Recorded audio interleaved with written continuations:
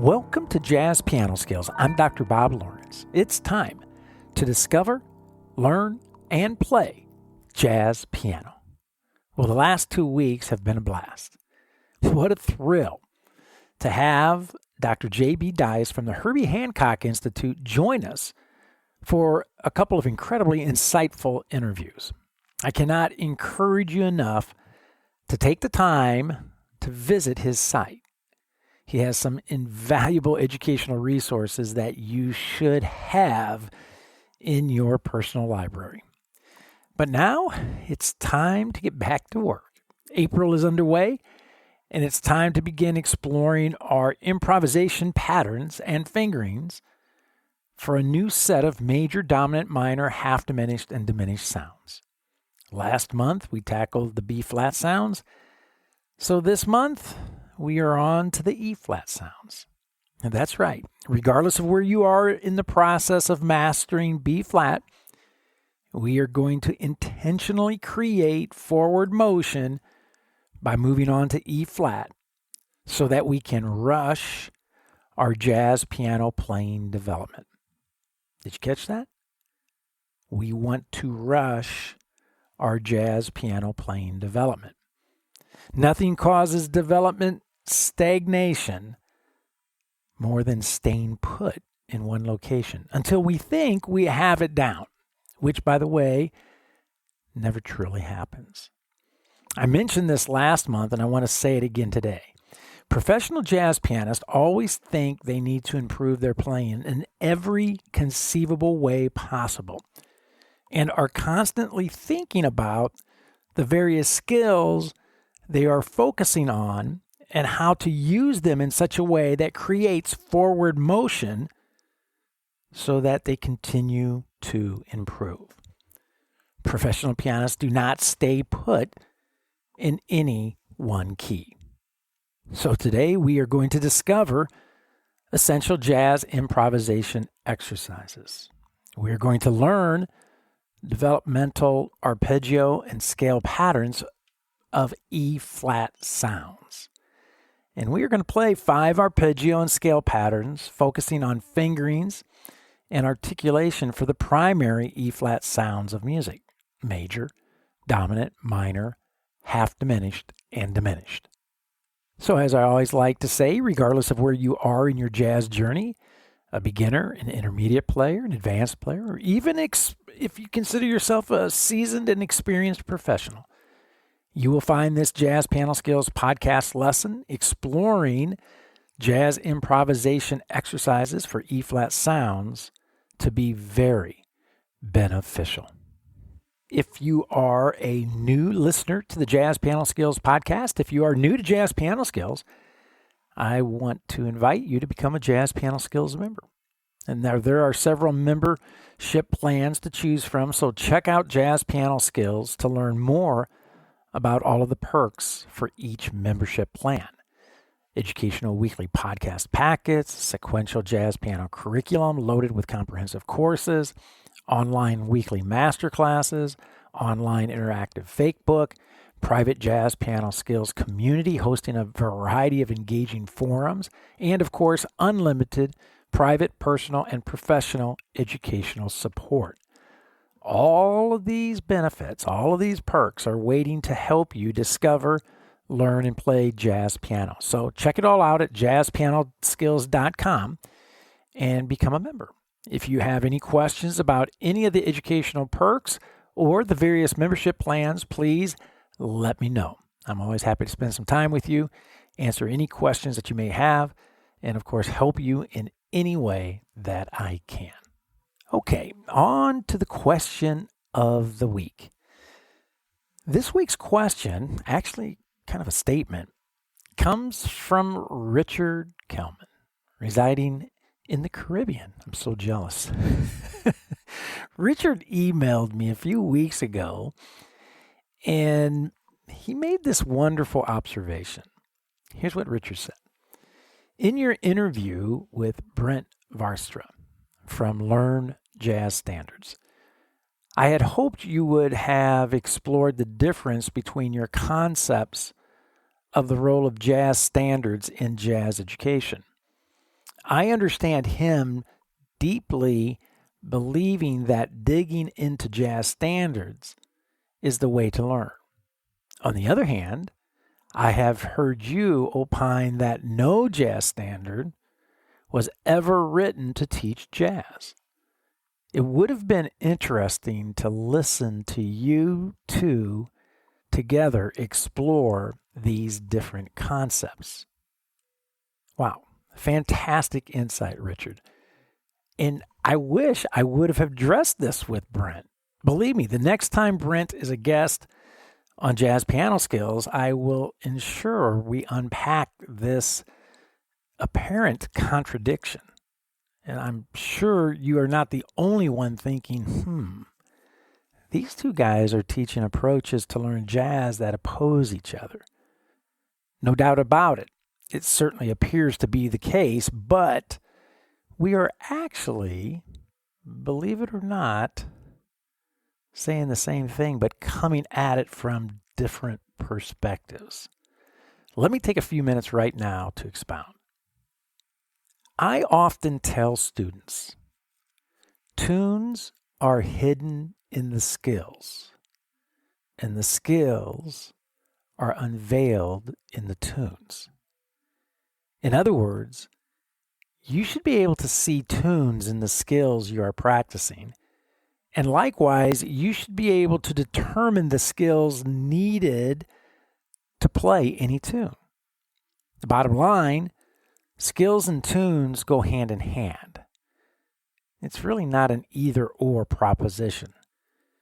You need an exploration plan that you consistently execute for both tunes and for skills. Now, with that being said, if you are under the impression or have been given the impression all you have to do to learn how to play jazz is play tunes, play standards, then if this is your impression, then you've been misled. In fact, here are some things you will not learn by just playing tunes, using lead sheets, especially lead sheets with the melodies included. You will not learn voicings. You will not learn scales. You will not learn arpeggios. You will not learn harmonic function. You will not develop essential ear training, both harmonically and melodically. You will not learn chord scale relationships. You will not learn how to improvise.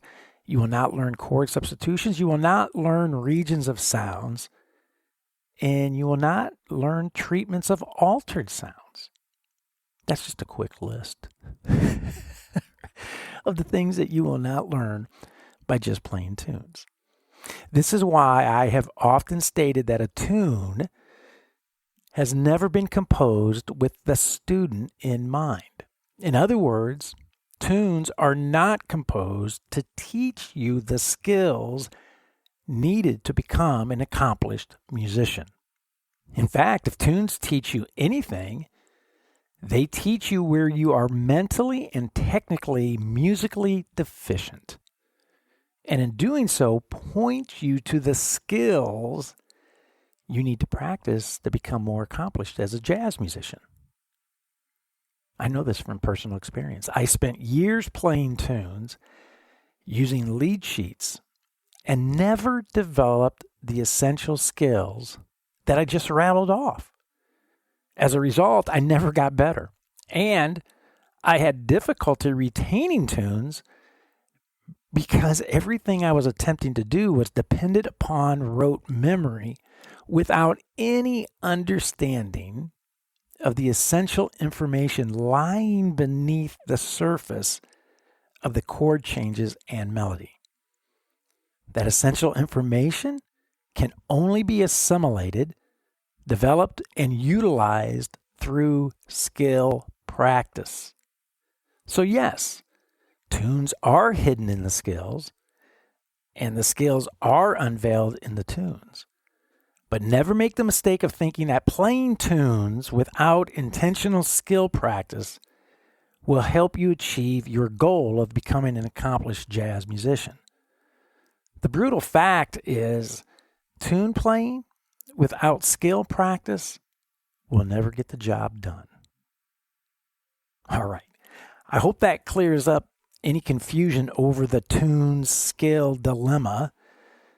And as always, if further clarification is needed, let me know. Please feel free to reach out to me. Again, I'm always happy to help, spend some time with you, answer any of your questions, and provide you greater detail if needed. Okay, I want to talk briefly about today's lesson rationale. Poor fingering. Poor fingering. Without question, based on decades of teaching experience, poor fingering is the number one reason people have difficulty playing the piano. Quite simply, it is a lack of hand-finger mobility, a type of hand paralysis that makes it difficult for students to generate melodic lines. Now, scale and arpeggio practice is, of course, a great way to begin developing hand mobility. However, melodies do not just simply ascend and descend in straight lines. Therefore, it is important to begin practicing melodic patterns, like the ones we have been exploring since the start of the year, that challenge us to begin shifting our hands across the keys. Practicing intentional shifting begins to simulate a musical reality that pianists must address. This musical reality, the need to always have fingers available, allowing us to move in either direction, up or down. This musical reality must be practiced in such a way that it develops proper musical instincts and muscle memory. Musical instincts and muscle memory that allows us to properly articulate melodies so that they sound idiomatic to jazz. Now, this is precisely why the melodic patterns that we are exploring today focus on intentionally creating hand shifts within a melodic line, even if it is possible to play the melodic line with no hand shift at all. The objective is to begin establishing and developing hand-finger mobility. And in fact, some of the fingerings I have notated in the lead sheets include multiple hand shifts within a one-measure melodic idea. So throughout this year, we are devoting our effort to exploring all 5 primary sounds of music for all 12 notes using arpeggio and scale improvisational exercises that will force us to deal with fingerings to develop hand mobility. We are also utilizing the same approach to explore the altered sounds of music: flat 9, sharp 11, flat 5, sharp 5, flat 13. Each month, we focus on one of the 12 notes.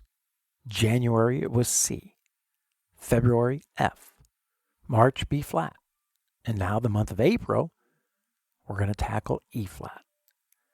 1 week of the month will be devoted to the primary sounds, and 1 week of the month will be devoted to the altered sounds. We then, of course, followed up with a bebop tune to help us apply our new fingerings and articulation to a musical setting. So the educational agenda for today is as follows. Number 1, we begin our jazz improvisation exercises for E-flat sounds. Number 2, we play essential arpeggio patterns that you need to discover, learn, and play from the root to the 13th of the sound using various entry points. Number 3, we will play essential scale patterns that you need to discover, learn, and play, again from the root to the 13th of the sound, and again using various entry points. Number 4, I will be playing all jazz improvisation exercises today using the dominant sound. Of course, you're going to play these exercises not only for dominant, but for major, minor, half diminished, and diminished as well. And number 5, I will be playing all jazz improvisation exercises today using our traditional swing groove at a nice, comfortable tempo of 110. Now, if you are a Jazz Piano Skills member, I want you to take a few minutes right now, hit the pause button, and I want you to access, download, and print your podcast packets, the illustrations, the lead sheets, the play-alongs. And again, your membership grants you access to all the educational podcast packets for every weekly podcast episode. As I mentioned every week, you should have these packets in front of you when listening to the episode. And of course, you should have these packets sitting on your piano when practicing as well. Now, if you are listening to this podcast on any of the popular podcast directories, such as Apple or Google, Amazon, Spotify, iHeartRadio, Pandora, the list goes on, then be sure to go directly to JazzPianoSkillsPodcast.com. That's JazzPianoSkillsPodcast.com. Once you're there, you'll be able to access, download your podcast packets. You'll find the download links in the show notes. One final but very important message before we dig in. If you are listening and you are thinking that the jazz improvisation exercises for E-flat sounds that we are about to discover, learn, and play, if you are thinking that these various skills are over your head, then I would say to you, please, no worries. Continue to listen, continue to grow your jazz piano skills intellectually by listening, right? That's all you have to do, listen. Every new skill, keep this in mind, every new skill is technically over our heads when first introduced, but this is how we get better, right? We place ourselves smack dab in the middle of conversations where we have absolutely no idea what people are talking about.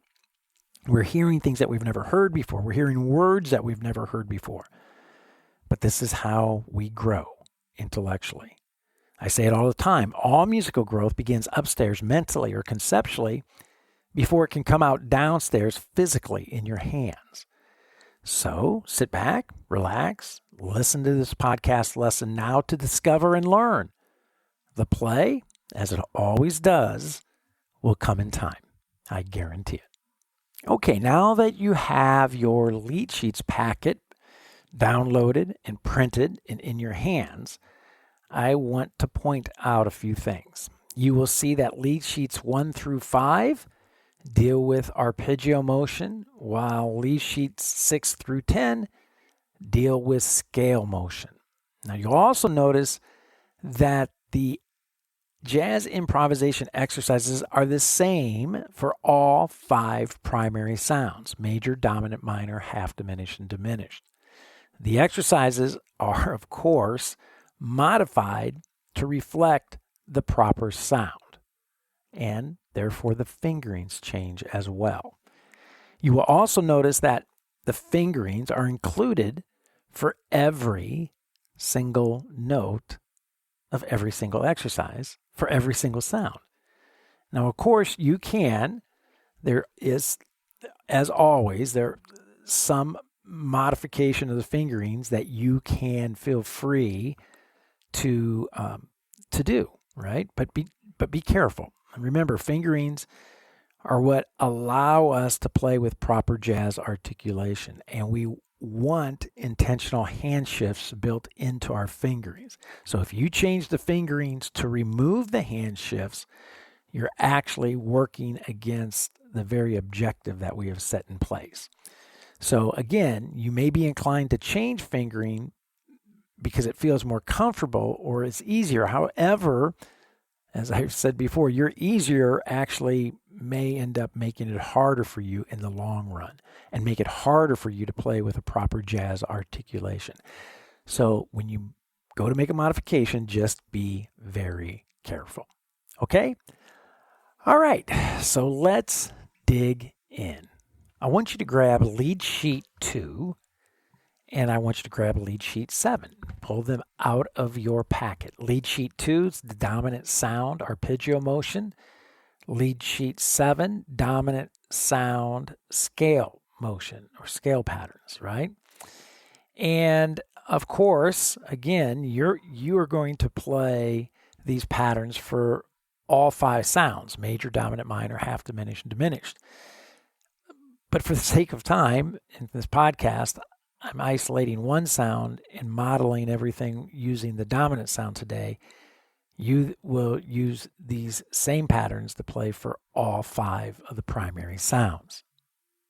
So we'll start with lead sheet 2, scale 2, and look at pattern A. This is just straight arpeggio motion, 4 entry points. The entry point of the root of the E-flat dominant sound, entry point of the 3rd of the E-flat dominant sound, entry point of the 5th of the E-flat dominant sound, and then, of course, entry point of the 7th E-flat dominant sound, okay?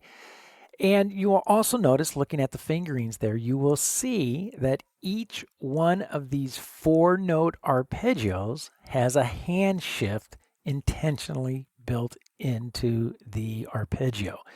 So don't change the fingerings to remove the hand shift, right? This is the whole point, right? So if you see like pattern 1 there off the root entry, you have a 2-1-2-4 fingering. Off the 3rd entry, we have a 1-3-1-3 fingering, and so on. So let's bring the ensemble in, and let's just listen to straight arpeggio motion from the root to the 7th, from the 3rd to the 9th, from the 5th to the 11th, and from the 7th to the 13th, covering the entire sound, using an intentional hand shift on each arpeggio. All right, so let's bring the ensemble in. Let's check it out. Here we go.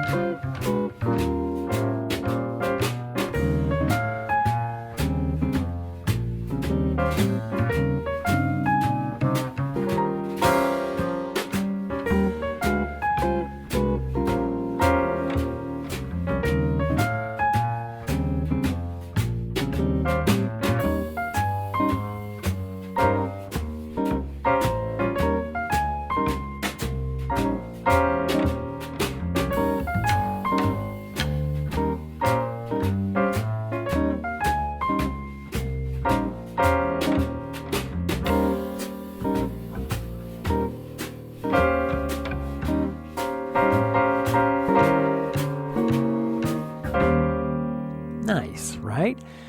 You know, I mentioned all the tempos today will be 110. And 110, I mentioned it earlier as a comfy tempo. And in reality, it's kind of a snappy tempo. Again, I'm playing at 110 really for the sake of time in the podcast here today.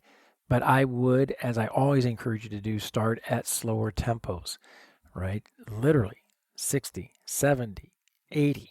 Slower tempos to really digest the fingerings and to get used to the hand shifting within each of these patterns, okay? All right, so now let's look at letter B, pattern 2. It's arpeggio motion again, same entry points, the root, the 3rd, the 5th, the 7th, and the 7th, exploring the entire sound from the root all the way to the 13th of the sound. And again, intentional fingerings, intentional hand shifts built into each of the fingerings. Now the arpeggiated pattern has a little bit more of a shape to it. We're just not using a 4-note arpeggio, as you can see, and so it gets a little bit more involved. So let's bring the ensemble in. Same process, same format, same approach, same intentional hand shifting built into each of the fingerings. So let's check it out and see what we think. Here we go.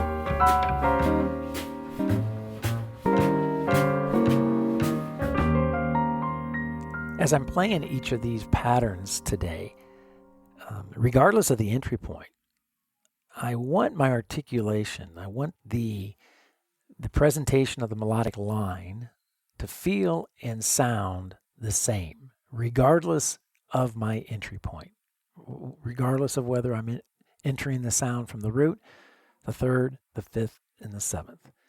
Good fingerings allow me to move, allow me to shift my hand in such a way that I am capable of retaining the proper jazz articulation for each one of these melodic lines, regardless of the entry point.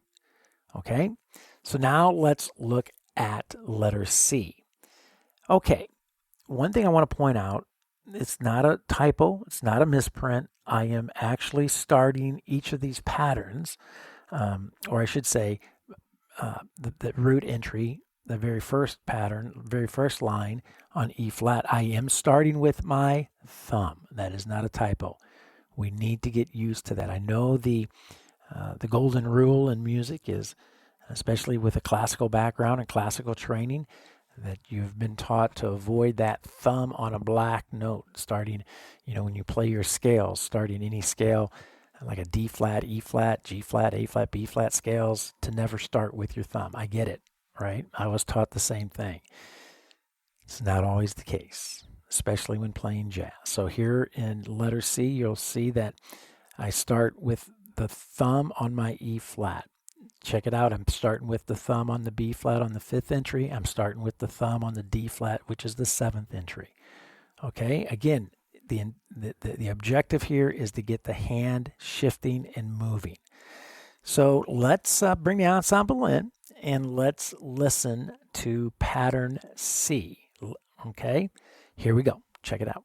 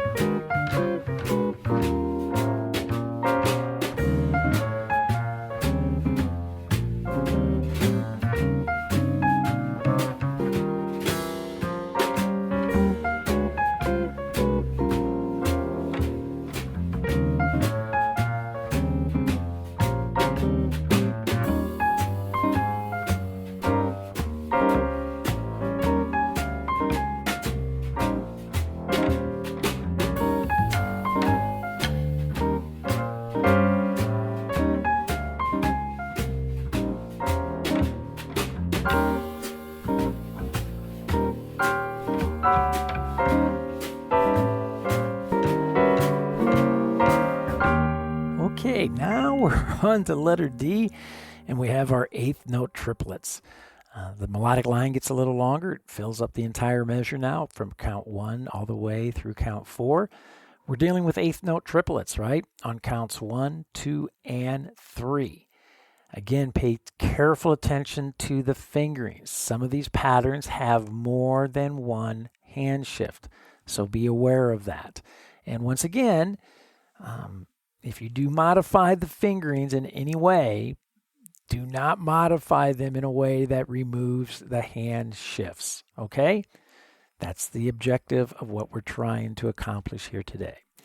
So let's bring the ensemble in. We're going to play this melodic idea again from the root, from the third, from the fifth, from the seventh of the sound, so that we explore the entire sound from the root through the 13th. So here we go. Let's have some fun and check it out. Here we go.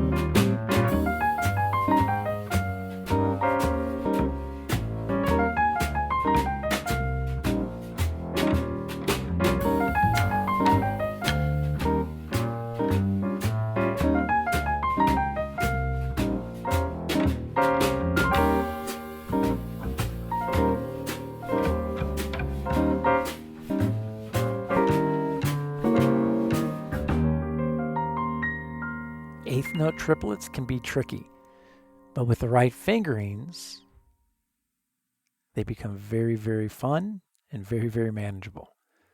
So if you're struggling with the eighth note triplet right now, just be patient, slow that tempo down, take it at a nice, relaxed, comfortable tempo. Get the fingerings under your fingers. Right? Get comfortable, right? Muscle memory, right? We want muscle memory. Then begin increasing the tempo. All right, so letter E, we're back to eighth note movement. We're going to cross over the bar line from entire measure, first measure into measure 2. Okay, and again, utilizing the same format with the root entry, 3rd, 5th, and 7th. All right, pay careful attention to our fingerings, multiple hand shifts going on in each of these patterns. So let's check it out.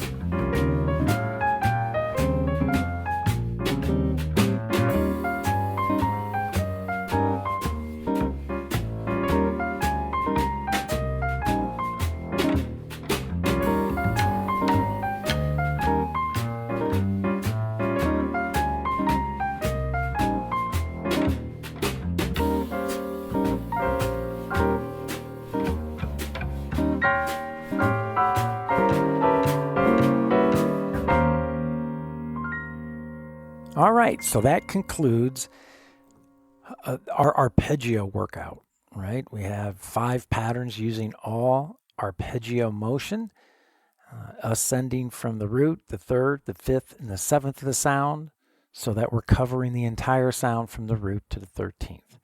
Each pattern, again, has an intentional hand shift or hand shifts built into the fingerings. So now we're on to our scale movement. So grab lead sheet 7. Lead sheet 7 has 5 melodic ideas laid out for us, letter A, B, C, D, and E, using primarily scale motion now, but following the same approach with 4 entry points from the root, from the 3rd, from the 5th, and the 7th, covering the entire sound from the root to the 13th. And of course, each melodic line has fingerings with intentional hand shifts built in. So letter A is pretty straightforward, right? Simple scale motion, ascending scale motion from the root to the 7th, then from the 3rd to the 9th, from the 5th to the 11th, and then from the 7th to the 13th. So let's bring the ensemble in and let's check it out. E flat dominant sound. Here we go.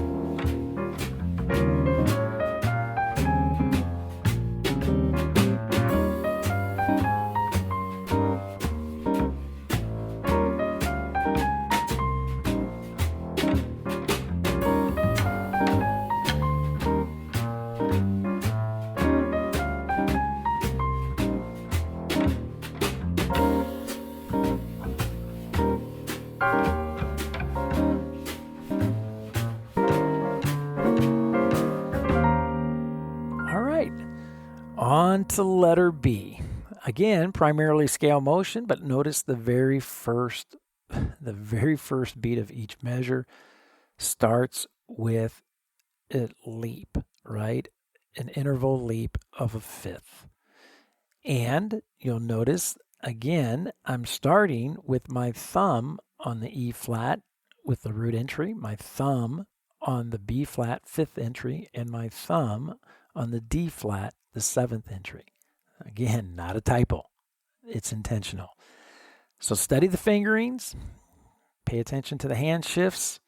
We want each melodic line, regardless of the entry point, to sound the same, be articulated and presented in the same way. So here we go. Let's bring the ensemble in. Let's check it out.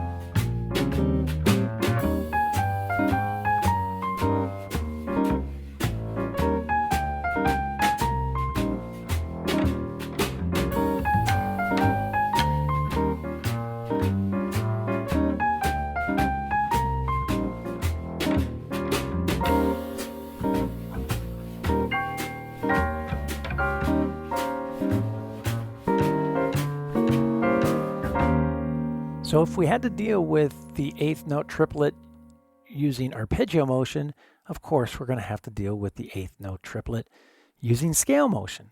And so check out letter C. We have eighth note triplets on each beat of the measure.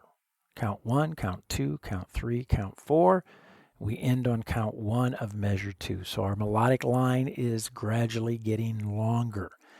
Again, our fingerings have intentional hand shifts built in. Our entry points remain the same from the root to the third to the fifth to the seventh so that we explore the entire sound. This is so important when you're practicing scales and arpeggios, practicing from various entry points and making sure that you're covering the entire sound. This actively engages your ears, and this is very much ear training exercise as well. Okay?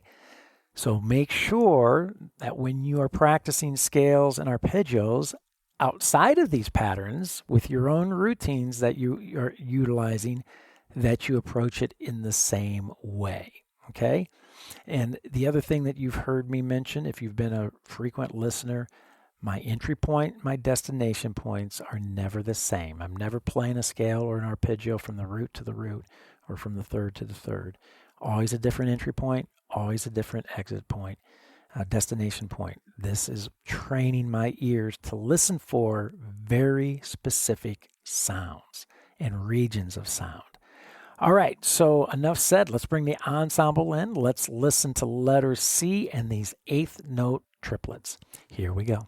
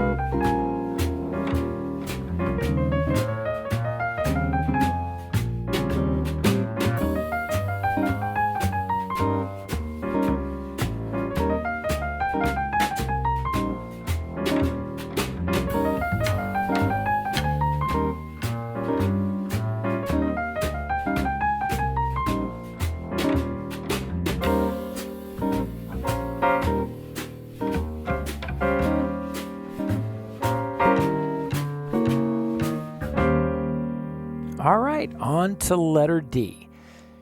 We are back to eighth notes again. The melodic line continues to get a little longer, right? So now we play the entire measure, measure 1, and through count 1 of measure 2. Again, pay attention to the fingerings. We're going to use the same entry points. You might want to mark where those hand shifts are taking place. I should have mentioned that earlier. That's a great idea on all of these patterns to go in and maybe take a pencil or color pencil or a highlighter and mark where the hand shifts are taking place. Okay? So do a little investigative work and it will pay off big time for you. So here we go. Letter D. Let's bring the ensemble in and let's check it out. Here we go.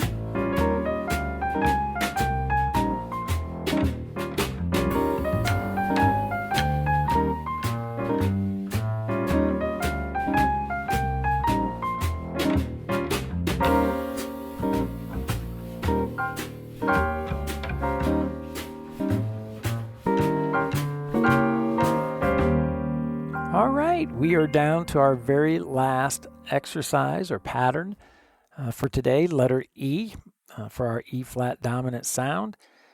Scale motion from the root, from the third, from the fifth, from the seventh, covering the entire sound again from the root to the 13th.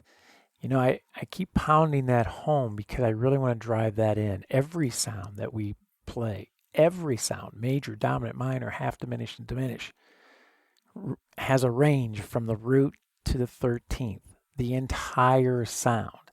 And we always want to practice in a way that we are exploring the entire sound, okay, from the root to the 13th. All right, so we have our intentional hand shifts built into our fingerings for our very last scale pattern, which extends even further now into measure 2. So let's bring the ensemble in and let's listen to our E flat dominant sound, letter E. Here we go.